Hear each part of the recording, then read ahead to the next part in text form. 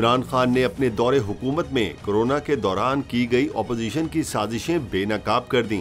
कहा, नून लीग ने कोरोना के दौरान भी सियासत की। उनका ख्याल था कोरोना में अस्पताल भर जाएंगे और मईशत बैठ जाएगी। मुझ पर लॉकडाउन के लिए बड़ा दबाव डाला। भारत और मोदी की तारीफें शुरू कर दी। मैंने पूछा, दिहाड़ीदार का क्या बनेगा? इस्लामाबाद में तकरीब से खिताब करते हुए साबिक वज़ीर-ए-आज़म इमरान खान ने कहा, जब कोरोना आया तो शहबाज शरीफ लंदन से भागते वापस आया, मुंह पर ऐसे मास्क लगाया हुआ था जैसे कोई कोरोना स्पेशलिस्ट हो। ये कहते थे कि इमरान खान पर FIR दर्ज कर दो। सिंध में मुराद अली शाह ने लॉकडाउन लगाए रखा।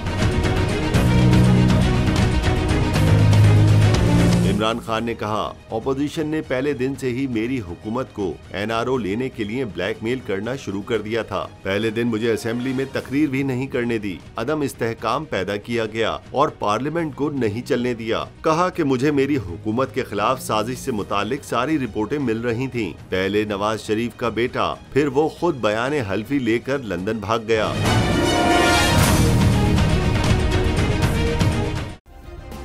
सब्सक्राइब करें और बेल दबाएं ताकि कोई खबर रह न जाए।